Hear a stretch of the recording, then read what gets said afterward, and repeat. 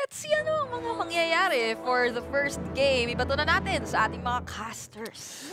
Ako hindi ako sure kung sa ibang stream ay yung Selena nagfe-farewell, pero dito sa stream natin parang hindi pa nananalo eh. Pero pag napagana to ni Rosa, dadami na naman lalo yung mga Filipino fans niya. Sobra. Let's see kung ano yung magiging rotation dito nila Rosa at ni Apex 47. Meanwhile, sa pag-ikot naman, actually, double buff start leash ang ginawa doon ni Ogwen para kay Kyle. So, nag-umpisa sa purple si Kyle, then si Ogwen na ang nagbawas sa orange buff. So, siya na makukuha. So, una siya makakalabas sa jungle. Pero wala ata sila makukuha other than the Litho Wonder. Babalik na lang sa Lizard and then papuntang Gold Crab. Maging ikot ni Kyle TZ. While of course si TNZ ay dahan-dahan pa dahil hindi siya naka-double leash. At nakuha naman ni Kyle yung crab. So, okay yung rotation sa umpisa. Pero grabe! Yung pag-ikot doon ni TNZ, nahanap kagad doon si Ogwen. Pero yun nga, kulang pa sa damage ang Fanny.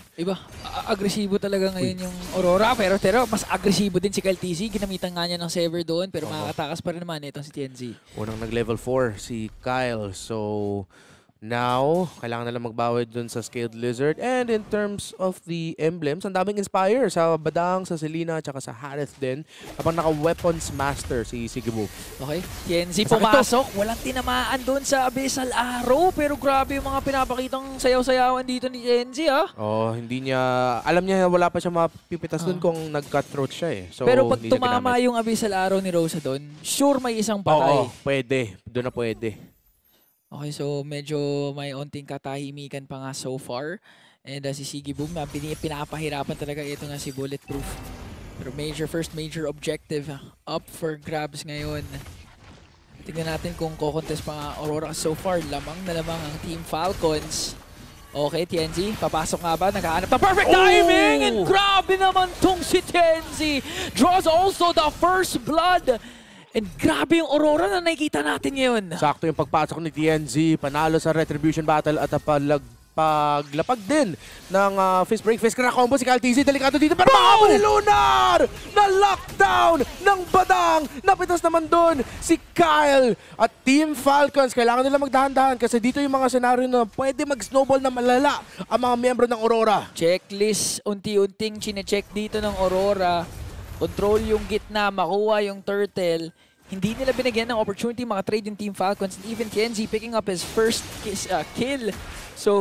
So far, it's looking good na kahit iisipin mo pag nakita mo yung lineup, akalain mo sobrang greedy ng Aurora pero na-controlled yung aggression eh. Yeah, sinetap nila yun. Grabe yung pag-collapse nila sa objective para si Kyle TZ magpapaisip din siya nung papasok ba ako dito? Sobrang hirap kung papasok pa siya. So far, nakokontrolado ng Aurora. Yung TNZ nahanap si Super Marco! Sa likod! Gusto mag-lizard ata ni Marco pero nahanap siya ni TNZ. Grabe, basadong-basado ni TNZ so far. Yikes. Kung paano gumalaw yung Team Falcons and this must be a signal na next time kailangan yung i-ban out talaga. Yung Fanny. Tignan natin kung paano dito makakabawi ang Team Falcons. Kasi so far, yung sa huling laban, nakita natin na dahan-dahan na pagpasok ni TNZ. Pero ito, diversion, baka maganda to para sa Team Falcons. Maalam ba? Papasok si Kyle TZ, Flap TZ na rin at nag-full collapse na dito ang Team Falcons sa purple buff ng Aurora. Sino makakakuha? Nakuha ata doon ni Kyle TZ. Wala ng purple buff dito yung Fanny. At lahat ng damage, binitaw sa isa. Apex 47 na wala. Tsunami Slam kay Lunar. Magiging dalawa pa ang bawi ng Falcons. Double kill para kay Flap TZ. Pero nakapasok kagad si TNZ. Ginamit yung poder ng Badang para makapag-ikot siya. Double kill para kay Flap. Masakit ang damage ni Rosa pero kailangan na mag-back ng Aurora. Ang ganda ng combo ni Lunar tsaka ni TNZ. Oh my goodness, ibang klase talaga yung Aurora ngayon. Props to Apex 47 na kung hindi niya kinamit yung AOG patakas, hindi naman mag-stay na matagal dun yung Team Falcons. Pero instead na tumakas, literal na sacrifice play. In-AOG niya dun sa mismong purple buff kung saan siya nakatayo para makip yung Team Falcons doon. Tapos sinabi pa ni Lunar, TNZ, kailangan mo man ng extra pader? Ito, para sa'yo. 1,200 ngayon ang laman ng Aurora Team Falcons. Makalalaban sila para sa turtle na ito. Sino ang una makakahanap ng laban? Ay, Abyssal Arrow doon kay Kyle TZ. Flap TZ papasok na pero 50% na yung buhay niya. Tumalon na dito si Ogwen. Hindi niya ata magagamit pa yung second skill niya. Team Falcons, dahan-dahan pa. Okay. Abyssal Arrow, hindi tatamaan ngayon. 5-man ang Team Falcons habang si TNZ ay nandun sa banda taas. Pumasok na nga si Flap TZ dito at may na-tsunami slam. Nakuha din naman ni Kyle TZ ang turtle. Plus make it one more kill. Lunar ay tutumba habang si Kyle TZ, turtle ang nakuha. Meanwhile, ang Aurora naman nakukuha nila ang Torres sa taas. Purple buff invade na naman para sa Team Falcons. Hindi humihinto ang paglaban ng Falcons dito. Gusto nila pahintuin na pag-farm ni TNZ. Pumasok na. Retribution hindi tatama ata. Napunta ata para sa Team Falcons si Purple buff ng Aurora. Habang tumalon ng AOG, palabas si Apex 47. Medyo maaga yung pagkakasado ng Retri and ngayon, Team Falcons, biruin mo kahit medyo nalugi-lugi sila, nakuha pa nila yung turtle. And even nag-start na sila mag-invade ngayon sa purple buff ng TNZ. Teka lang. Usually kasi 'di ba pag lamang kayo tapos may Fanny kayo, hindi naman basta-basta makaka-invade yung yung Team Falcons eh. Pero paano nagawa ang Team Falcons yun? Parang naramdaman na nila na kailangan nila hintuin si TNZ. So naging feeling ko wala nang takot eh. Tinapos na nila yung laning phase na mabilis. Na sabi nila, okay, sige, punta na lang na tayo sa jungle nila. Kailangan natin hintuin yung Fanny ni TNZ. 2-0-2 pa rin siya. Wala pang deaths sa Fanny. Pero hindi ako magugulat kung sa next sequence baka mag-iba na yon. Pero so far kasi ang ganda ng paglaro ni TNZ sa Fanny. Kung hindi siya lalaban, naghahanap kagad ng objective. Pero ito naman, naghahanap dito ng pick-off si Ogwen. Pero na-spot kagad. Lunar, na-spot siya. Pero nagamit na yung Tsunami Slam para mahuli si Rosa. Pero nakatakas pa! Flicker with the dash para makabuhay si Rosa. Okay, Flicker expended kagad dito para kay Rosa. Even si Marco nga, ginamit na nga niya yung ultimate niya pero masyadong mabilis.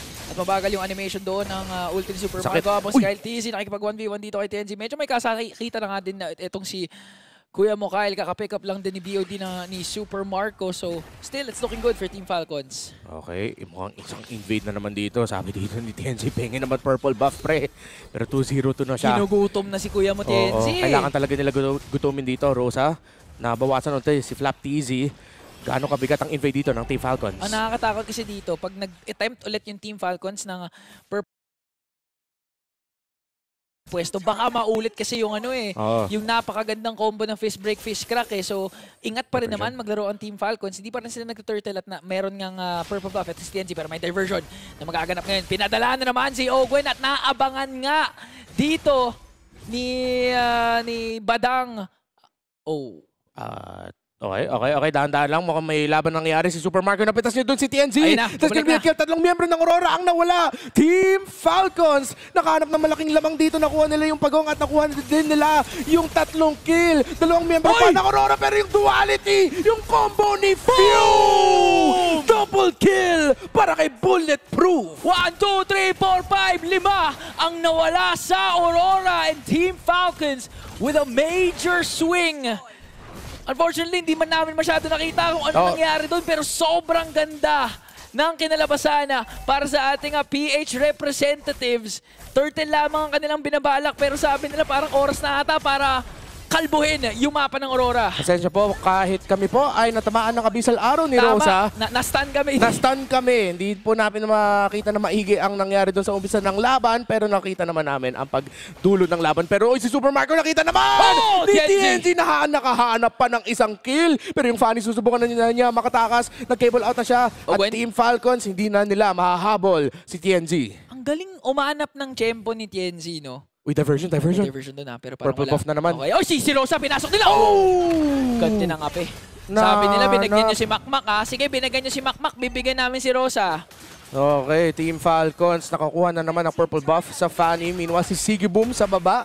The Turkish Triggerman, nakakuha ng Torre. So, binabalanse pa rin ng Aurora yung mga nangyayari sa kanila. Nakakahanap pa rin sila ng mga resources sa mapa.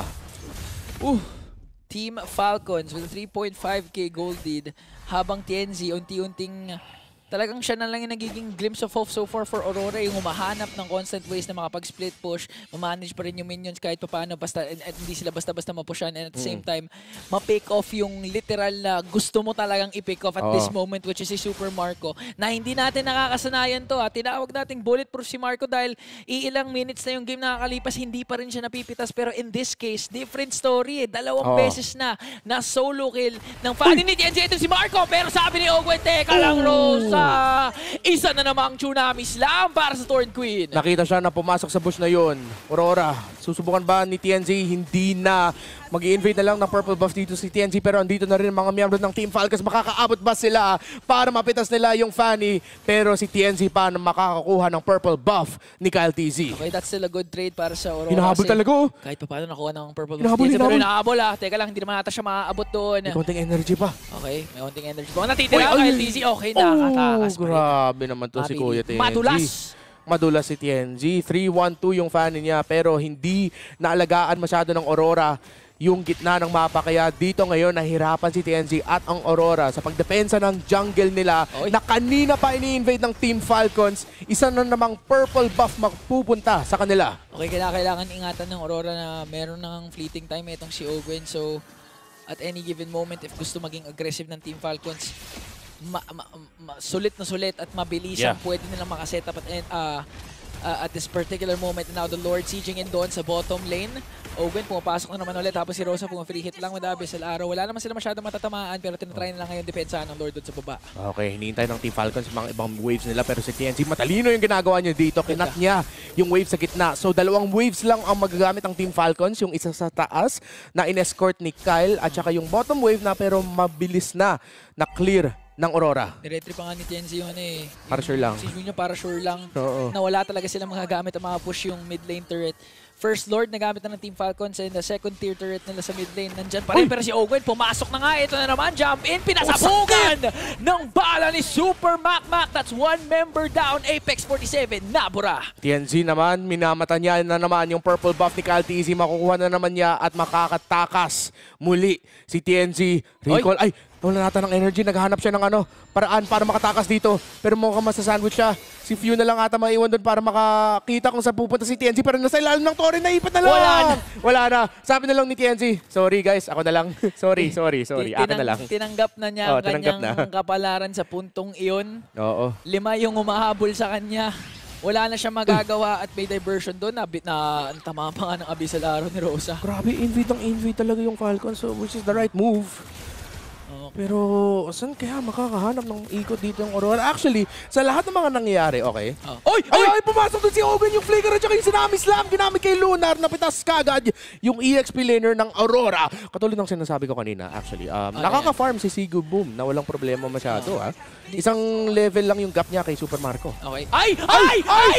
Boss! Kaka-respond lang. Boss! Isipin mo, nakakatilt yun, nakaka-respond mo lang, binitawan mo yung cellphone mo, tapos pag-respond mo, namatay ka agad, binitawan mo na naman yung cellphone mo, Team Falcons ngayon, napakalaki ng kalamangan, pumapasok pa nga dito si Kyle TZ. Grabe naman TNZ. Alam ko kakapasok mo lang sa MPL Philippines Playoffs TNZ pero dapat chill ka lang muna. Oo, chill ka lang muna. Ay sorry, ibang TNZ pala yun. Iba pala yun. My bad. Yung TNZ na yun, pumasok na, pero si Ogwen pumasok na rin naman. Coming in from Macmac at nakaisa na nga dito si Master. Okay, tinatry nila lumaban. Sige, boom, nandun na nga din Rezaman Force, pero kulang nga tayo kanilang damage. And Team Falcons, wala na namang casualty. Nakakuha pa ng Lord etong si Kyle TZ habang inagaw pa nila yung orange buff ni TNZ. Klarong-klaro ang mga ginawa ng Team Falcons para makaabot sila sa puntos na ito.